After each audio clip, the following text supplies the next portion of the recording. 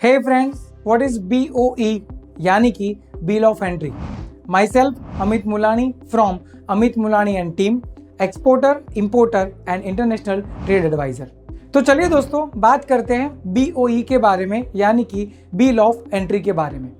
जब आप कोई भी गुड्स को इंडिया में या दुनिया के कोई भी कंट्री में इंपोर्ट करते हैं तो उस गुड्स की लायबिलिटी को बताने के लिए बिल ऑफ एंट्री फाइल किया जाता है। दोस्तों, बिल ऑफ एंट्री एक ऐसा लीगल प्रोसेस है जिनके थ्रू कोई भी बंदा अपने गुड्स को क्लेम कर सकता है। विदाउट बिल ऑफ एंट्री जो गुड्स कहीं पे भी इंपोर्ट हुआ है उनकी लायबिलिटी क्लियर नहीं होती। तो my friend, BOE is very important document when we are talking about the import. दोस्तों, BOE फाइल करने के लिए आपको रिक्वायरमेंट होगी एक्यूरेट डॉक्यूमेंटेशन एंड इंफॉर्मेशन जो भी कस्टम के द्वारा आपसे मांगी जाए।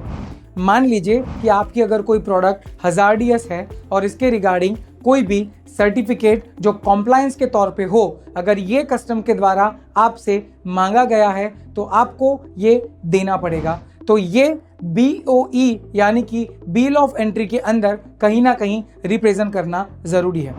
BOE फाइल कौन करता है? आप खुद भी कर सकते हैं एज एन इंपोर्टर, या तो आप अपने CHA को भी इसके लिए बात कर सकते हैं। आपका CHA आपके बिहाफ में बिल ऑफ एंट्री फाइल करेगा और आपका जो भी गुड्स है उसका क्लियरेंस करवाएगा।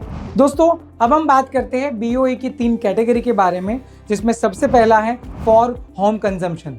होम कंजम्पशन का मतलब जब आपका गुड्स पोर्ट पे आ जाए, आप बिल ऑफ एंट्री फाइल करिए होम कंजम्पशन के बिहाफ में और ड्यूटी पे करके आप अपना गुड्स ट्रांसपोर्ट कर सकते हैं अपने वेयरहाउस तक।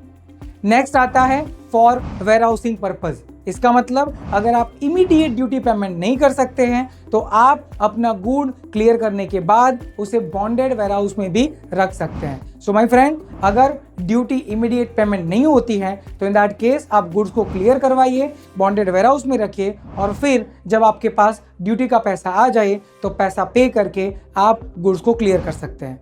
और तीसरे नंबर का बिल ऑफ एंट्री है फॉर एक्स बॉन्ड गुड्स। इसका मतलब अगर आपने सेकेंड नंबर की बिल ऑफ एंट्री फाइल की है, मतलब फॉर वेयरहाउसिंग पर्पस, और अगर आप वेयरहाउस में अपना गुड्स रखते हैं तो उसको क्लियर करवाने के लिए यानी कि उसको अपने वेयरहाउस तक ले जाने के लिए, अपने फैक्ट्री तक ले जाने के लिए आपको थर्ड नंबर का जो भी बिल ऑफ एंट्री वो फाइल करना पड़ेगा और इसको हम बोलते हैं x bond goods. So my friend, These are the general 3 categories of the bill of entry, but ज़्यादातर केस में जो यूज होता है वो होता है फॉर होम कंजम्पशन। तो दोस्तों, ऐसे ही मोर इन्फॉर्मेशन के लिए आप हमसे कनेक्ट कर सकते हैं amitmulani.com के ऊपर। Stay tune.